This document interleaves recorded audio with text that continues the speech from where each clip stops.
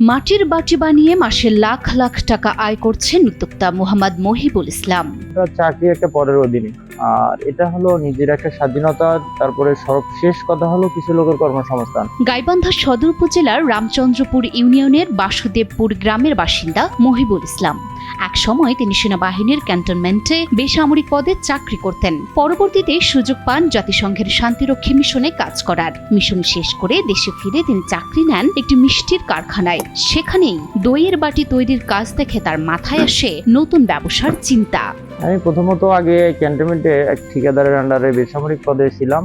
সেখান থেকে জাতিসংঘ শান্তিরক্ষা মিশন করার পরে এক স্যারের মাধ্যমে মিষ্টি কারখানায় চাকরি করি। এখান থেকে এই ব্যবসার আইডিয়াটা আসা। এরপর নিজ এলাকায় ফিরে প্রায় 12 লাখ টাকা বিনিয়োগ করে মহিবুল শুরু করেন দইয়ের বাটি তৈরির কারখানা। নিজের জমানো কিছু টাকার সাথে চাকরির বেতনের টাকা মিলে যে পুঁজি ছিল, এর সাথে কিছু টাকা লোন নিয়ে এই ব্যবসা শুরু করেন মহিবুল। যেমন আমার আগে চাকরির একটা বেতন দিয়ে আমার সংসার উপার্জন করছি। পুঁজিটা আমার নিজের কিছু অর্থ ছিল বিদেশে থেকে যখন আসছি, তারপরে নিজের কিছু অর্থ আর কিছু এনজিও আর হালকা পাতলা কিছু ব্যাংক থেকে আমি লোন নিয়েছি। আমার সর্বপ্রথম প্রায় 12 লক্ষ টাকার মতো পুঁজি করছি। মহিবুল যখন এই ব্যবসা শুরু করতে চান, তখন প্রথম বাধা আসে তার পরিবার থেকে। চাকরির নিশ্চিন্ত বেতনের জীবন থেকে ব্যবসার ঝুঁকি নিতে তাকে নিষেধ করেন সবাই। কিন্তু স্বাধীনভাবে কিছু করা ও এলাকার মানুষের কর্মসংস্থানের ইচ্ছাটাকেই প্রাধান্য দিয়ে এই ব্যবসা শুরু করেন তিনি। প্রথমত যখন আমি ব্যবসা শুরু করি, আমার ফ্যামিলি মানে নিতে পারেন। একটা চাকরি জব করতাম, ভালো বেতন পেতাম, থাকা খাওয়া ছিল। তারপরে ব্যবসাটা শুরু করি, আর মূলত উদ্দেশ্য হলো নিজে ভালো থাকা, আশপাশ কিছু লোকের কর্মসংস্থান করা। এই উদ্দেশ্যে আমার এই প্রতিষ্ঠানটা তৈরি করা। এখন বর্তমান যে অবস্থায় আছে, আলহামদুলিল্লাহ খুবই ভালো। শুরুতে মহিবুলের কারখানায় কাজ করতেন মাত্র 3 জন শ্রমিক। তবে বর্তমানে তার কারখানায় কাজ করছেন প্রায় 31 জন কর্মী এবং এই বেতনের টাকায় তারা হয়েছেন স্বাবলম্বী। সেখান থেকে 3 জন থেকে আস্তে আস্তে আজকে 31 জন। এটার একটা ধাপ ছিল প্রতিষ্ঠান বাড়ানো, কিছু চ্যালেঞ্জ ছিল, স্থানীয় কিছু চ্যালেঞ্জ ছিল। 31 জন কাজ করতেছে, আর মহিলাদের বেতন হলো 9,500। তারপরে দ্বিতীয় ধাপ আছে যারা লেবার ফাংশন, ওদের 12,000। তারপরে এখানে তার উপরে যেটা আছে, একটা 3টা ধাপ আছে।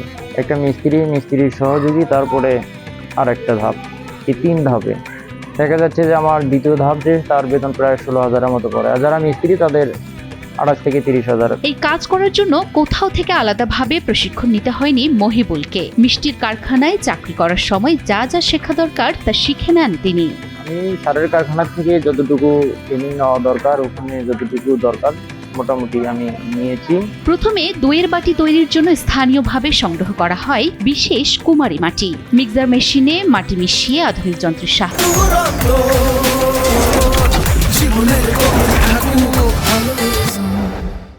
তৈরি করা হয় বাটির আকৃতি। এরপর রোদে শুকিয়ে তাতে হালকা নকশা ও রং করা হয়। সবশেষে আগুনে পুড়িয়ে ব্যবহার উপযোগী করা হয় দইয়ের বাটি। প্রথমত মাটিটা আমার স্থানীয়ভাবে বিভিন্ন জায়গা থেকে সংগ্রহ করা লাগে, আর এই মাটিটা লাগে মূলত কুমারী মাটি, যেটাকে বলে আঠাল মাটি। সব মাটি দিয়ে এটা হয় না। আর এই মাটিটা প্রথম সংগ্রহ করানোর পরে মাটি মিক্সার মেশিন আছে, সেখানে মিক্সার হয়। সেখান থেকে আমার টেবিলে আসে, সেখানে মাল কাটা হয়। মাল কাটানোর পরে এটা শুকানোর অবস্থায় যায়। সেখান থেকে তারপরে আবার প্রাথমিক অবস্থা আবার একটু মডেল করতে হয়। তারপরে আবার শুকিয়ে কালার করে তারপরে পোড়ার উপযোগী হয়ে যায়। প্রতিদিন এই কারখানা থেকে তৈরি হয় 3,000-এরও বেশি দইয়ের বাটি। মাসে উৎপাদনের পরিমাণ 60 থেকে 80,000। এই বাটিগুলো সরবরাহ করা হয় ঢাকা, সিলেট, চট্টগ্রাম, কুমিল্লা, রংপুর, নীলফামারী ও দিনাজপুর সহ দেশের বিভিন্ন জেলার বড় বড় মিষ্টান্ন ভাণ্ডারে। এটা আমার ডেইলি প্রায় 2500-3000-এর মতো প্রোডাকশন আছে।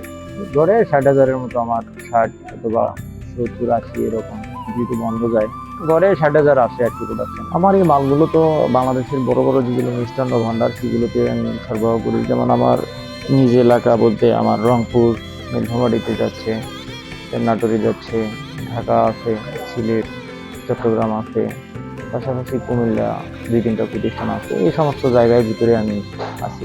এদিকে ব্যবসার লাভ আবার বিনিয়োগ করে মহিবুল ইসলাম তার কারখানা আরো বড় করেছেন। কারখানার জন্য জমি কিনে সেখানে নতুন স্থাপনা গড়ে তুলেছেন তিনি। ভবিষ্যতে দইয়ের বাটির পাশাপাশি পটারি ও ফুলের টব সহ বিভিন্ন মাটির পণ্য উৎপাদনের পরিকল্পনা রয়েছে তার। ভবিষ্যৎ পরিকল্পনা একটা পটারি মাল আছে আর একটা ফুলের টব আছে। ভবিষ্যৎ পরিকল্পনা আমার পটারি মালটাই যেতে হবে, কারণ ওইটা খুবই বাংলাদেশে ব্যাপক চাহিদা, ওটাই আমি যাব। কিন্তু এই জায়গায় আমার ওই মালটা সম্ভব না, আর ফুলের টবটাও সম্ভব না, প্রায় 1 একরের উপরে জায়গা লাগবে। এটা সময় সাপেক্ষে ধাপে ধাপে অবশ্যই আমি যাব।